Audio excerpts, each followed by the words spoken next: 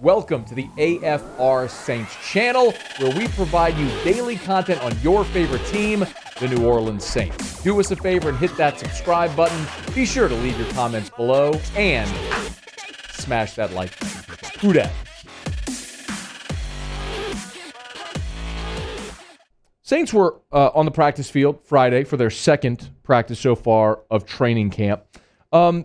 And I am and have never been more convinced that Jameis Winston is going to be the Saints starting quarterback than I am right now. I want to remind you something. Last March, like March of 2020, is when I was among the first to say the Saints should sign Jameis. They did. And everything that's fallen in line since leads right up to this moment. And Sean Payton, after practice today, Friday, was asked about Jameis Winston. Now, candidly, he's not going to divulge too much. I don't know that you can know too much, but just for the sake of the record, this is what Sean Payton said after practice. He's doing well. We rotated. Basically, the first 2 days of install were 1 and 2. Tomorrow, we go back to 1 and 2. We'll flip the rotation. So a lot of it's install driven.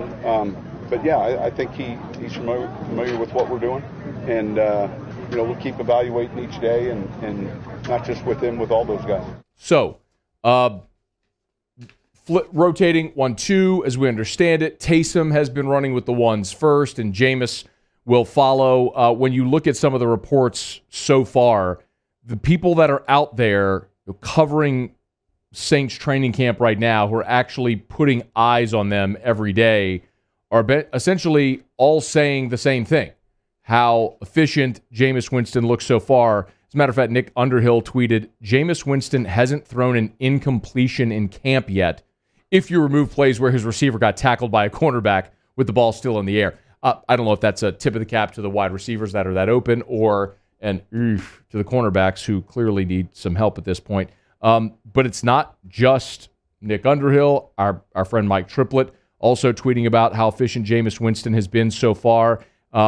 Earlier today at practice, he tweeted 3 straight completions from Jameis Winston to running backs in this set of Saints team drills. If he, or Taysom Hill, can throw to Alvin Kamara consistently, this offense still has a chance to thrive, something that we've mentioned. I have never been more convinced that it's going to be Jameis Winston. And I can certainly understand and appreciate Sean Payton maybe staying true to his word and giving Taysom Hill an opportunity to run at first-team quarterback and to see how this may go. But the bottom line is, as you look at it right now,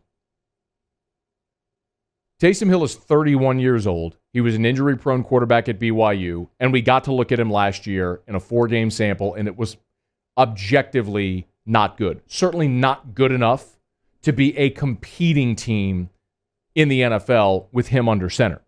And there is this idea that, well, especially with Mike Thomas out, you don't have a legit number 2 receiver yet established. Maybe the best plan of action early is to roll with Taysom in some type of like single wing, like, when Darren McFadden was running the wild hog at Arkansas or whatever. And you just sort of run this gimmick offense. But the bottom line is, we saw Denver try to do that. Hell, they tried to do it against the Saints when you had a scout team wide receiver trying to play quarterback out of the single wing. This is the NFL. The NFL is a passing league. You have to be competent, if not dominant, in the passing game to have any chance to win at an elite level in the NFL. Taysom Hill does not give you that. Jameis Winston gives you the opportunity to be that, certainly, as a guy who is physically gifted enough to have been the number 1 overall pick in the draft, and is still in his prime at 27 years old, and it is abundantly clear that Sean Payton is going to roll with Jameis Winston. The other part of this scenario is flip on its head the conversation about Taysom's role with Mike Thomas out. Because you don't have Mike Thomas, and because it's clear they are going to throw a lot to the running backs, don't you need Taysom Hill in his slash role? Don't you need that H-back, another guy that can go out and catch passes, that must be accounted for by a defense if you're trying to tilt the field and give numbers? The thing about Sean Payton that he always says is, and he'll say this to Jameis, like, we're not going to force passes into coverage like what used to happen. Tampa made him take some chances, and that just ain't going to be what Sean Payton is going to say. He's going to say, check it down, live to play another down, throw it in the flat to Alvin Kamara. He's like, dude, I got plays. I got tons of plays. I mean, have you seen Sean Payton's play sheet, the placard that looks like a menu? He's got plays, plenty of them for all situations. Live to get to the next play. And if he can just instill that into Jameis, that's going to be the guy. I think the bigger question to watch, I think I know how this is going to go, but the bigger question to watch is going to be when Jameis Winston is named the starting quarterback, what does that do to Taysom Hill? Now, by all accounts, Taysom Hill is an amazing human being. I think we would all agree on that.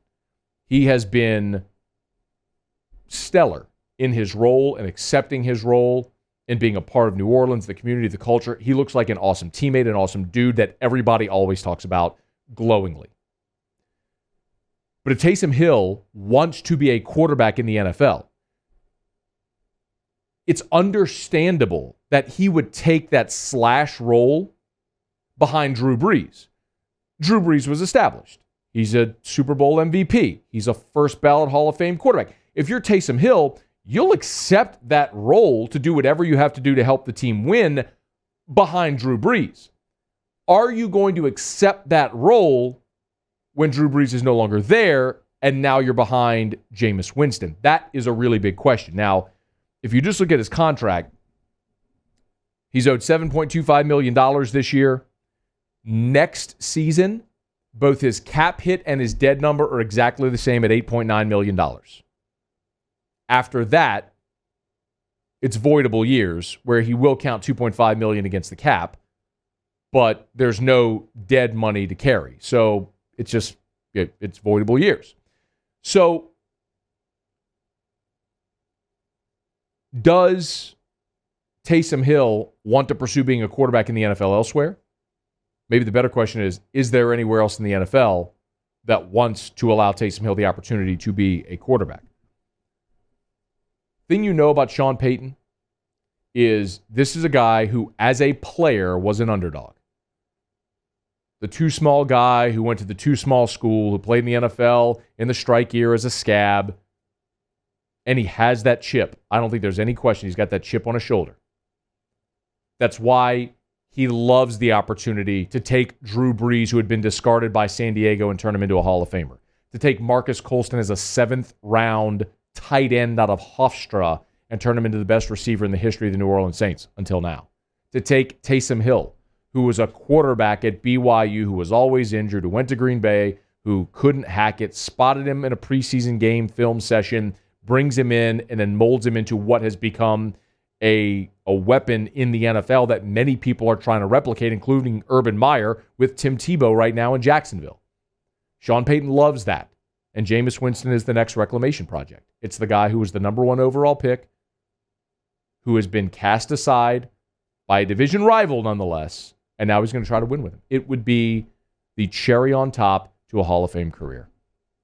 And I've never been more convinced than I am right now through 2 days of practice that come week 1, when the Saints line up in the Dome against Green Bay, it will be Jameis Winston as the starting quarterback for the New Orleans Saints. Camp rolls on there in New Orleans. Hey, thanks so much for watching. Please leave your comments. I love to interact. And be sure to hit the red subscribe button below.